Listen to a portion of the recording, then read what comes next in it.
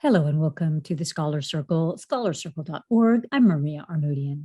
In this hour, Cameroon has seen increased violence and ongoing civil war based on its linguistic sectarian divide. Can the nation survive? How much is this a democracy deficiency? And how much is a failure of leadership? In this hour, Doug Becker explores how can Cameroon overcome its governance challenges. I'm Doug Becker. On today's show, we return to the troubled nation of Cameroon. Creating a state does not create national identity or a government that can represent all sectarian groups within that country. Most African nations emerged out of European colonies created without regard to local history, identities, and culture. But Cameroon is rare in that it was born out of two different colonies, the French Cameroon and British Cameroon. The nation has two official languages and two distinctly different sectarian identities. French Cameroonians have dominated post-independent politics and have marginalized the Anglophone community. This has compelled resistance within the region, leading to conflict and war. In 2016, Anglophone Cameroonians reacted to government violent responses to protests with a guerrilla campaign in what is now known as the Ambazonia War, or the Cameroonian Civil War. Ambazonia declares independence, and the government sends in its military to suppress this campaign in the Northwest region and Southwest region, which is collectively known as Southern Cameroons. Thousands have died, and UNICEF has estimated that as many as 1.3 million people are in need of humanitarian assistance. On today's show, we will explore the challenges of integration, of the structures of governance, and the need for democratization to confront Cameroon's political threats, violence, and war. Our panel is John Mbaku. He's the Brady Presidential Distinguished Professor of Economics and John S. Hinckley Fellow at Weber State University. He's the author of Protecting Minority Rights in African Countries, a Constitutional Political Economy Approach, and co-author of Corruption in Africa, Causes, Consequences, and Cleanups. And Moses K. Tesi, Professor of Political Science at Middle Tennessee State University. He's the author of Balancing Sovereignty and Development in International Affairs, Cameroon's Post-Independence Relations with France, Africa, and the World, and a contributor in State, Politics, and the Struggle for Democracy in Cameroon. Thank you both very much for joining us. John Mbaku, first, what is the current status, the political status and the status of conflict in Cameroon today? Well, thank you for inviting me to participate in this important discussion. What is currently going on in Cameroon is that the country has degenerated into a sort of civil war, in that the central government has sent troops to the two Anglophone regions, the Northwest region and the Southwest region. And the idea of sending troops there was to maintain peace and allow schools to open so children could go to school, so commerce could continue to take place. But what Anglophones say is that the troops didn't come there to do so because the people of the Anglophone regions never had any problems with children going to school or them not being able to engage in commerce. That the problem started when Anglophones, mostly lawyers and school teachers, who were then followed by parents, went on the streets to protest against what they believe was the central government's slow but steady efforts to get rid of Anglophone institutions and replace them by French institutions. And the lawyers were basically arguing that the government was trying to change the adjudication of cases in Anglophone courts, change the language of adjudication to French, and then force them to use French civil law as the basis for the practice of law in the Anglophone regions, instead of the common law that they inherited from the British and English, which they inherited from the British. Teachers, on the other hand, were protesting that while they appreciated the central government's effort to send Francophones or French-speaking teachers to teach French in Anglophone schools, while they appreciated that, Anglophone teachers said they did not appreciate the fact that the government was also sending teachers who could not speak English to teach subjects other than French. For example, the government was sending teachers to teach biology, chemistry in schools, and the Anglophone teachers were complaining that as a result of that process, many of the students were no longer able to pass the exams that they needed to pass in order to graduate from high school and then proceed to universities. So all these problems caused the Anglophones to go on the streets and protest. But what happened was that instead of trying to negotiate or get into some kind of dialogue with the Anglophone protesters, the government sent security forces that went in there and brutally tried to suppress the demonstration, the peaceful demonstrations, ended up killing a lot of people, burning a lot of villages, and destroying the economic capacity of the region completely, and forcing a lot of villagers to run into the forest to live there, creating a humanitarian situation in which thousands of Cameroonians have either fled into the forest to live there or are now living in neighboring countries, primarily Nigeria and Equatorial Guinea, because they are no longer willing to stay at home and be subjected to government oppression. Now, what happened was that the brutality with which the government responded to the peaceful confrontation gave a group of Cameroonians who traditionally, since the early 1970s, had been arguing in favor of secession, but had not had much of an audience. This brutal response gave those individuals who called themselves Ambazonians or separatists. Remember, these separatists had been around for quite a while.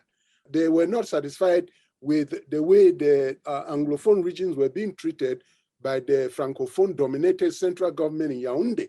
Many of them had been agitating for secession, but the secession movement had not yet really gained very much ground within the Anglophone society.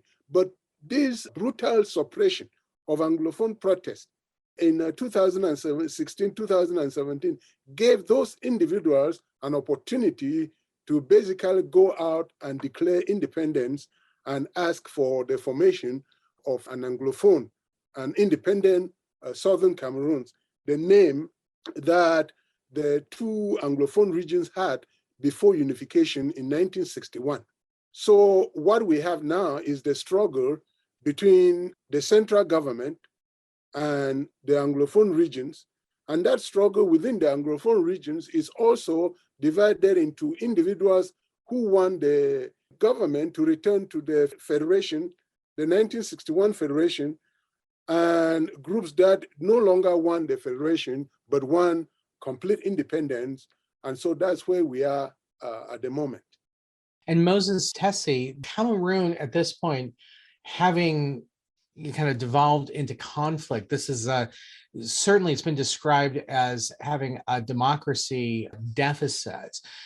First, would greater democracy lead to a better integration of the country, potentially resolving this conflict? Or what would be the most effective ways to try to resolve this conflict peacefully? I do think that the greater democracy would really help, but greater democracy without really dealing with the core issues that have raised this problem would not help. And the core issue being that of the Anglophone Cameroonian identity associated with the British legacy, that is the English language, the English educational system, and the common law judiciary system. I think those are really key. The Anglophone Cameroonians who are especially the students and the lawyers, they were driven by those particular issues. Now you can have greater democratization that would still continue along the lines of the British educational system and the judicial system also being marginalized. So I think the way to look at it is a greater democratization that also leads to certain institutional changes. In this case, probably the framework of the Cameroonian political system to bring about some type of a federal system. Now, whatever form that federal system will take is subject to discussion. But such a federal system should then allow each of the federated states certain autonomy in certain areas. In that case, therefore, the current two Anglophone regions would then really be governed in accordance with the English legal system, the use of the English language, and other so-called Anglo-Saxon institutions. Now, in terms of the form of federation, I think that is an issue in itself because while the group that are now fighting for secession are calling for a return to a two-state federation as it was prior to the declaration of the unitary state in 1972, there are also other regions in the country.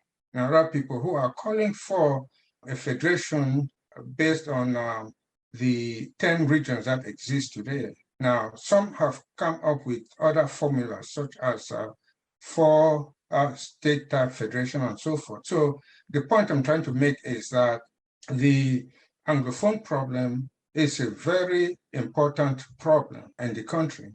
But there's another problem associated with other regions who also feel marginalized, but not marginalized on the basis of their colonial tradition, but rather marginalized in the way in which the state has been going about in its governance and so forth. And at the same time, along those lines, the Anglophone regions would also raise other issues related to economic development and other resource redistribution. But for the time being, the genesis of this problem really came as a result of this issue of dual colonial identity that really moved on to the post-colonial era.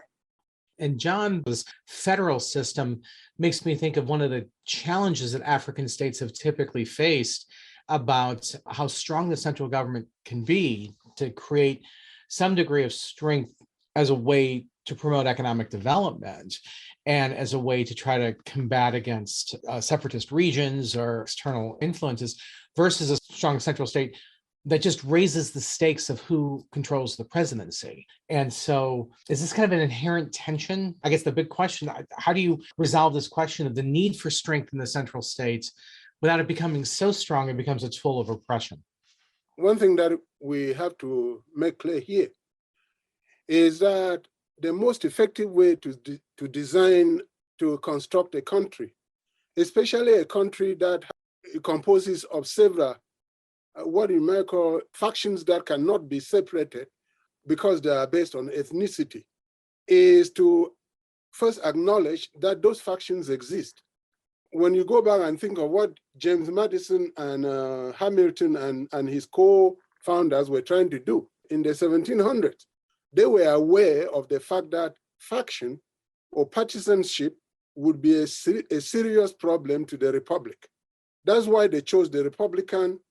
They did not want democratic system in the US or democracy. They chose a Republican system of government. And the idea was to acknowledge the fact that direct election, for example, of politicians, will create a situation in which a demagogue working with a faction could end up dominating the government and oppressing other groups, either the minority or the majority. And so one of the problems that African countries failed to understand at the time of independence was that they were coming up with a situation in which they were going to be dealing with a lot of factions. Factions that had their own ideas about government, factions that had their own ideas about economics, and so on and so on. One of the things that they should have done at that time was to sit down and actually engage in a very long period of discussion, like the South Africans did in their post-apartheid government. Sit down and literally, I would say, bring everybody to a big stadium and say, okay, there are 50, 60 ethnic groups in this country that were brought together through colonialism. It's a marriage of convenience. None of us consented to this marriage, but here we are. Let us agree that this country belongs to us. And then the next step would be, how are we going to relate to each other and form a government that would allow us to be able to engage in self-actualization without impeding the ability of other groups from doing the same thing. You see, this conversation was never taken.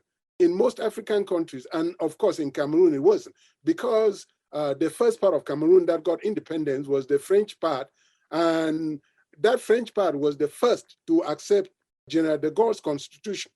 So General de Gaulle offered this constitution, the 1958 constitution, to its former colonies in Africa. Cameroon was the first to accept that constitution. That is why if you look at Cameroon's constitution, even till today, despite all the amendments, it looks very similar to the French constitution of October 4, 1958. And the question you would ask yourself, why would Cameroon adapt a French constitutional model, given the fact that that constitution, the 1958 constitution, was developed in view of the political problems that the French were having at the time, the Algerian War and all those things, just coming out of World War II. Those conditions did not exist in Cameroon. France had a very good history of democracy, dating back many, many, many years. Cameroon didn't. And so the question was, why was Cameroon adopting this constitution without paying any attention to the problems that existed within the country? And so what you have in Cameroon now is that you have a so-called federation or a so-called system in which the central government, we call it an imperial presidency. The central government is very powerful. It makes decisions on virtually everything. And so the regions and the people have no opportunity to have input into what happens in the country. And so this is one of the reasons why it becomes very difficult to solve a problem, because whenever there's a problem in any part of the country, people look up to the central government to make the decision. And most of the time, the central government will make a decision that is not appropriate for the situation, or that does not resolve the situation. For example, as Professor Tesi was saying, if you look at the 1961 Constitution, that's the Constitution that brought the two, the French and the English-speaking parts together. The government did not deal with issues that were very critical to the Anglophone identity, issues of language, the educational system, infrastructure, the common law. Those issues, if you read that Constitution, they are not even mentioned. In fact, the only thing that is mentioned is in the 1961 Constitution is that English and French would be the official languages, but, and this is what made Anglophones very angry, but French documents would be legal and English translations would not be considered legal. You see, if the country had gotten engaged in the type of constitution making that a country is supposed to do, those issues would have been resolved at that time. Issues of language, issues of identity, and so on and so. So it would have not been possible for the government later on to change the system and destroy the Anglophone identity the way the government has been able to do. Because everything Paul Biya has done, everything Ahidjo did, they claim that what they did was constitutional, and in a way it was. And part of the problem has to do with the fact that those issues were never dealt with. So moving on forward, the only way you can solve that problem in Cameroon is for Cameroonians to sit down and talk about all these issues and decide by themselves how they want to relate to each other. And I've said this at different forums, that if Anglophones end up saying they don't want to live with the Francophones anymore, I don't see any reason why they should be forced to do so. And if they decide that they want to live with the Francophones, then they should be given an opportunity to decide how that relationship is going to be. You're listening to Scholar Circle, scholarscircle.org. We are discussing the ongoing political and military crisis in Cameroon with John Mukim Mbaku of Weber State University and Moses K. Tesi of Middle Tennessee State University. Professor Tesi, that actually raises a really interesting point about whether Cameroon, as it's currently constructed, A, does it work, and B, if it doesn't, what needs to be done to make it work? Do the separatists have a point? And I know there had been a normative prohibition on redrawing African maps post-colonial in the early days of decolonization. It's a lot of new African states and a lot of new proposed African states. Should Cameroon be one of those? Well, the thing is, it's a lot more complicated. Before maybe I get to that, let me just more or less mention something relating to what Professor Mbaku said in terms of when the Cameroonian state, especially the writing of the constitution that eventually became Cameroon's constitution. Really, the constitution of the Republic of Cameroon was written after it gained independence. It would really be giving France a lot of credit, but it was written after it gained independence. And you can imagine what happens when the person who, after a violent and bitter nationalist struggle, ends up being propelled to power as president without a constitution, and therefore have to write the constitution himself. You can imagine the type of constitution that is going to come out of that. Basically, they used the French model in crafting the constitution that he wrote in 1960. And I mention this because it was a really very big debate and discussion, because in fact, by the end of 1961, when the when the southern Cameroon, that is the English-speaking section of the current country, really joined already independent Republic of Cameroon. By that time, by the end of 1961, the Republic of Cameroon was already a one-party system. It was a one-party system based on the use of a whole range of different tactics in really intimidating and then also co-opting and then forcibly bringing the opposition to the government party itself through imprisonment and all those type of things. Now, that's very important because you had really serious opposition by the nationalists who were fighting that, basically trying to prevent the president who had really been given power by the French from really crafting the type of constitution that ended up being crafted. Now, in terms of what can be done, or whether there is any thing that can really be done to try to maybe deal with the fault lines that already exist in the country. Well, first and foremost, any state, at least most states, but in fact, I could even make the generalization that any state, when there is a segment that seeks to secede or separate, there are few, if at all there are any, that have not used whatever means possible to try to prevent them from seceding. Now, while you cannot really force a group to remain within a state, and then they will do so and operate legitimately as if nothing really happened, it's really very difficult. And so the thing, though, is the very first error that Biya did when this occurrences started was that he didn't do anything. He just sat there. He did not really go to either the Northwest or the Southwest region and then give a speech and try to really calm the population down and then lay down some of the type of things that would address the issues that they raised. And as Professor Mbaku has mentioned.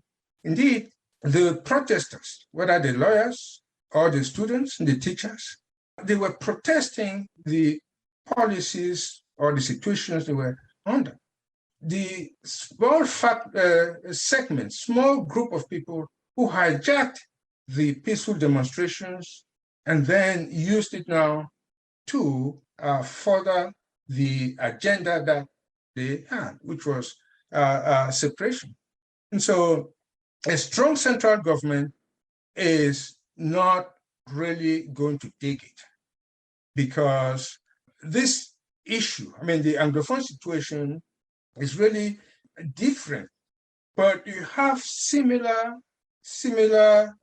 calls for federation, calls for federation. The northern elites, they've really made their own calls, for federation. In the Western region, they've also making calls for federation. In fact, even in the littoral, which is one of the regions which is even much closer to the southwest region of Cameroon, that's the southwest Anglophone region of Cameroon, they're not very comfortable with the state of the politics in the country today. So I think, the way I look at it is that I think if the government had been really serious, the so-called national conference that they convened, they should have really convened a more serious and independent type national conference, and then use it to save face and come up with some genuine proposals instead of micromanaging and controlling the situation the way they did. And so the only thing I think that is going to really help significantly is that if they were to pour a lot of what I would call reconstruction funds and be able to succeed in implementing the reconstruction of the Southwest and the Northwest region, and then open up the system much more seriously for genuine democratic participation, elections, and so forth, then it might calm down the situation while they begin to think of some more lasting institutional mechanisms. Professor Mbaku, I know that the president, that Paul Biya, first of all, he's been in office for an awfully long time. And so just in general, the need for new leadership is something that is endemic in Cameroon, endemic in a number of African states. And he's been criticized for not taking this issue more seriously, this need for reform, more seriously. How much of this is really just a crisis of leadership as well, that if new leadership could address these issues, how much of this is much more structural? And I know in some ways the two are linked, the need for leadership to kind of change some of the structures, but how much of this is really at the feet of the president? It is true that leadership is very important. There's no question about it. Because if we had if Biya had been a better leader, we may not have descended into civil war the way things are in Cameroon. We would still have had problems, but not to the extent that we have them at the moment. So leadership is important. The problem there is that leadership is necessary, but it's not sufficient. And that has to do with the fact that the problems you have in Cameroon are more structural than just a matter of leadership itself. We have poor institutions. We have institutions that were designed to fail. Institutions that were designed to support a dictatorship, not a democracy. So the institutions that you have in Cameroon today, even if you change leadership, and this is something that Cameroonians need to understand, and I've emphasized this over and over. When Ahidjo was in power, Cameroonians were very dissatisfied, including Anglophone Cameroonians. And so many of them, when Paul Biya took over in 1982, many of them actually went on the streets and were celebrating because Paul Biya came into power and made a very strong speech telling people that he was going to have a new government full of rigor and full of a situation in which citizens will be able to criticize the government, citizens will be able to participate in government, citizens will be allowed to make decisions for themselves, and that he was going to decentralize the government and allow local communities to have greater impact on public policy. And he also went on to argue that he was going to reinvigorate the traditional leaders, the traditional system of leadership, the chiefs and the fonts, and give them an opportunity to participate in government. So many people all over the country were celebrating this new view of government. And he also mentioned the fact that he was going to change the law regulating media to allow newspapers to publish at will and be able to contribute to development. But you see, that euphoria suddenly turned into something completely different, because within a very short period of time, when Cameroonians started exercising that power that they thought had been was being given to them by the government, Paul Biya started becoming very oppressive, to the point where within a very short period of time, people started wishing that Ahidjo were back to power and arguing that Paul Biya was actually more oppressive than Ahidjo. And he has been very, very oppressive.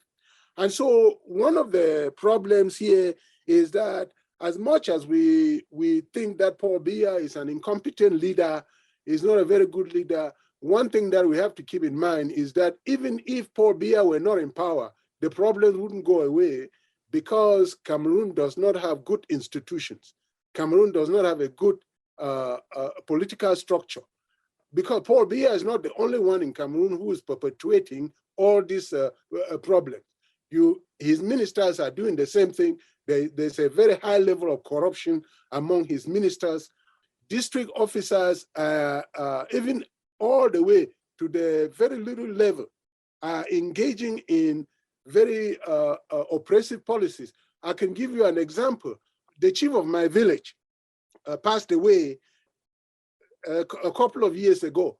And according to the tradition in our village, when the chief passed away, the council of elders, those are the kingmakers, they will come up and announce to the village. They don't say he has died. They will say the chief has gone missing. And when a new chief is crowned, then they say the chief has been found. So when the chief of my village died, the council of elders got together, and based on what they had discussed with the chief before he died, they crowned a new chief, and a district officer who was over the area, district officer over that area, who comes from a completely different ethnic group. In fact, my village is in the northwest. The district officer comes from the southwest, doesn't know anything about the traditions, but simply because the person who was chosen as the chief based on our traditions was not a member and refused to become a member of the ruling party, the CBDM. That district officer issued a decree closing down the chief's palace, having that chief, the new chief, arrested, and imposing a new chief on the community. You see, this gives you an example of how dysfunctional the institutions in the country are. So, yes, many people have argued, and they continue to argue, that Biya is the problem because he's been in power since 1982. Yes, he is part of the problem, but he's not the biggest part of the problem. If you put in a new person today, that person, just like Madison argued, when he said if men were angels, okay, but men are not angels.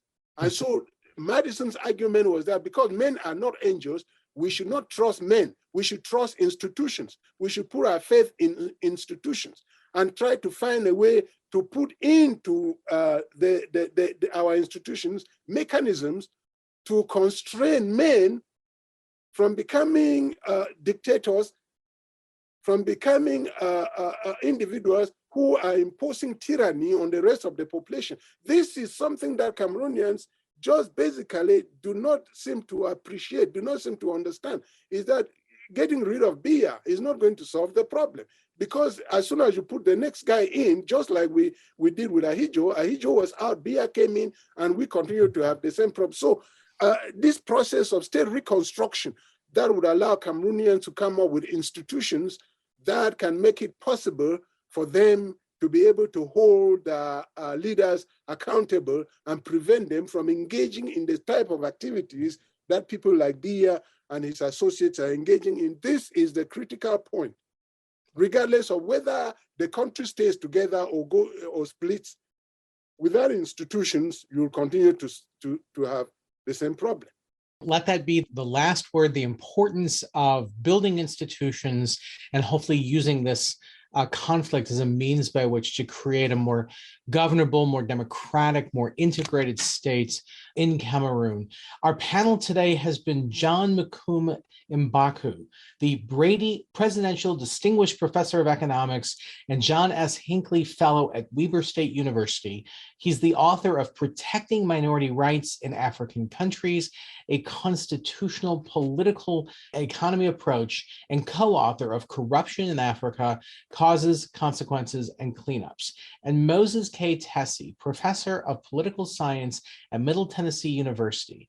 He's the author of Balancing Sovereignty and Development in International Affairs, Cameroon's Post-Independence Relations with France, Africa, and the World, and a contributor to The State, Politics, and the Struggle for Democracy in Cameroon. Thank you both very much for your insights. And we'd like to thank Debbie McCormick for her work helping us produce today's show.